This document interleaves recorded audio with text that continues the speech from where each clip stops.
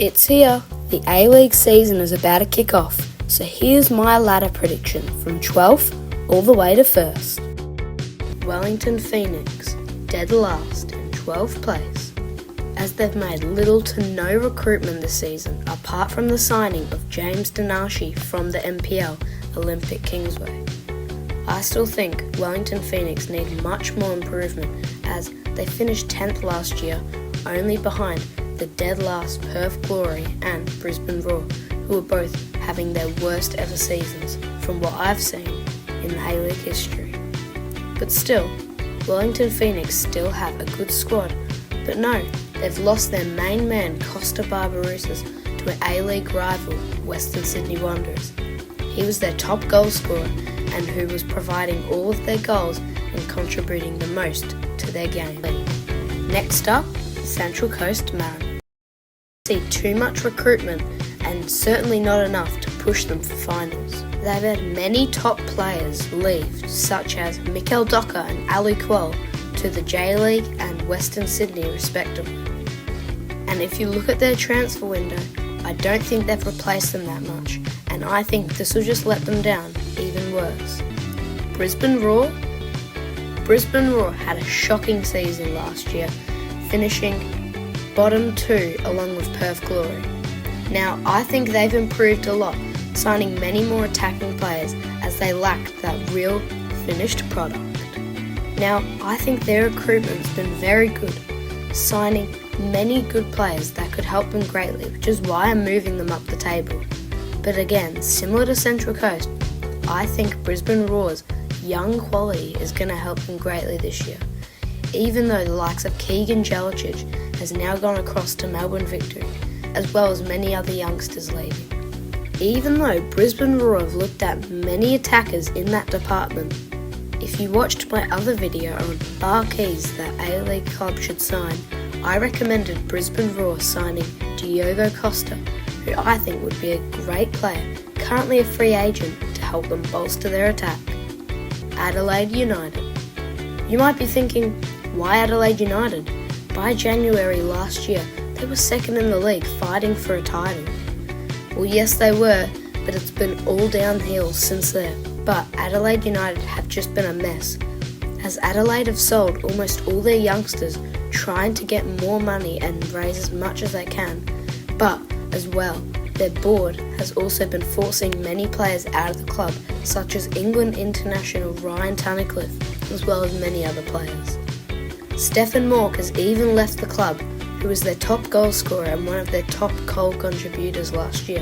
And with a loss of him, I think Adelaide will really struggle. Perth Glory. Even though Perth Glory is so low on the ladder, they're still pushing for marquees. They've been rumoured to the likes of Mario Balotelli, as well as Joe Lolly and many other top talent. Macarthur FC. Macarthur have had a brilliant recruitment, as they will have a strong start to the season, similar to last year. Although last year they had tons of youngsters and top players leaving, as this year I think they look very solid with multiple great signings like Anthony Caceres and Politanis, many others, which makes Macarthur Bulls a very strong contender for finals. I just think that they don't have quite enough experience in their squad, as last season they looked like one of the most exciting teams in the comp, and although they look solid, I think they'll just missed out on finals with a solid 7th place.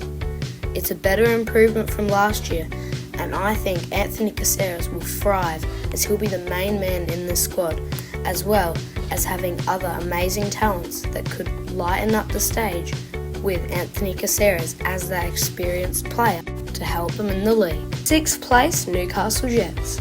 Newcastle Jets have had great recruitment this season. After signing Scottish centre-back Shaughnessy, they also have a new coach in Mark Milligan, and it's his first ever year coaching. I think he'll do a great job with the young prospects, as Newcastle seem to thrive with the young players that they have. Eli Adams will be a perfect player to thrive under Mark Milligan, as he looks very good and many European clubs wanted him. Clayton Taylor, although rumoured to leave, has apparently stayed, and I think he'll do wonders as well. And apparently Jason Cummings has also been rumoured to fill the gap of a big striker up front. But although he's played for Central Coast Mariners, I could still see this happening, and if they sign him it would be a great piece of recruitment, as Jason Cummings has always been prolific everywhere he went. So I think Newcastle Jets will just sneak into the top 6 this season with 6th place. 5th place, Melbourne Victory. Melbourne Victory have let go of so many key players, among the likes of Ryan Teague, Daniel Azzani, Bruno Fornaroli, Casey Boss, many others. I believe if Melbourne Victory can sign maybe 2 or 3 better replacements, then they can still break the top 6. I think they'll finish the same position they finished this season, in 5th place, although it might be tighter than you think. Melbourne Victory might struggle as they've recently lost to Olympic Kingsway in the FA Cup, which is a huge shock. And although Keegan Jelicic as well as Luis Dorigo looks like 2 great recruitments to replace Ryan Teague and Daniel Azzani, I still believe Melbourne Victory need more depth if they want to push for finals and potentially Champions League. A key player that could be set to stay is Nishan Velupillay, but if he leaves as well, it would just add to the misery of the loss of key players to Melbourne Victory. 4th place, Melbourne City. Melbourne City were great defensively and ended up winning the A-League itself. So maybe you'd think, why wouldn't I place them in the top 3? Well, Melbourne City have let go of Marco Tilio as he returned to Celtic from his loan, but looks set to join Rapid Vienna, although Melbourne City were interested. And although Melbourne City have called up some great youngsters from their academy, I just think Melbourne City lack the attacking threat that they need to thrive in the A-League. Mario Balotelli was a player I think would be perfect, but he looks set to be joining a Mexican or American club, so at this stage it doesn't look realistic. As there is still 2 months to go before the A-League starts, Melbourne City could potentially sign more attacking players, which could make them climb up the ladder in my opinion. But we'll have to see, as at this stage I believe Melbourne City will come 4th place, just reaching enough to get into that finals position. 3rd place, Sydney FC. Sydney FC have had outstanding recruitment as they've signed Yuli from Westerlo in Belgium, Torre from the USL Championship, and many more new players to help them climb the ladder, as last season they had a complete upset of a season, finishing outside the top 6 and not even making the playoffs in 7th place. Although they were in the AFC Cup, which could add to the tired legs and the less amount of players being able to play, they needed more squad depth, and that's what they got. Sydney will climb the ladder, finishing 3rd place and potentially being in the race to win the league. And although I think they thrive in the big moments, I believe Sydney FC also have a huge chance of winning the final series, as Melbourne Victory looks unlikely to make a 3rd final in the row. So as long as Sydney FC keep recruiting great players like this, I believe they'll come 3rd. 2nd place, Auckland FC. Auckland FC have had a great start to life in the A-League as they finished 1st and were doing great in finals until they got knocked out by Melbourne Victory in the semi-finals. But still, they had great additions to their squad like Hiroki Sakai to build their brand exposure as well as their fan base, as this season we saw record crowds from Auckland, showing just how much the New Zealanders care about the A-League as much as the Aussies.